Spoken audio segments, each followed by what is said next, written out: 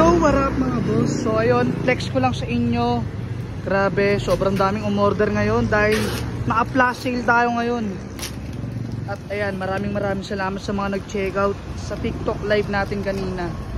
Ayan, naka 30 pieces nga pala tayo. Pinakamarami dito yung Apido B4 na pang Honda Click. Ayan, 12 pieces yan mga boss. Grabe no, 12 pieces na Honda Click. Ang lakas. Total na itong pipe na to 30 pieces. Grabe, ngayon lang tayo naka-sold ng ganyang karami sa isang araw. Grabe yun. At syempre, shoutout nga pala kay Boss J Mark na taga Quezon. Grabe yan no.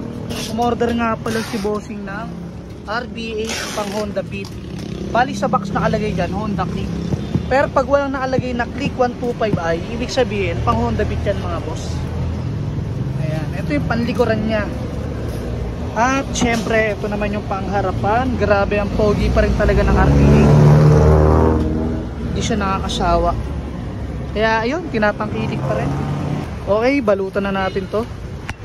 So ayun mga bossing, sa wakas natapos din kami magbalot. At ayan, nilalagyan na namin ng mga fragile tape.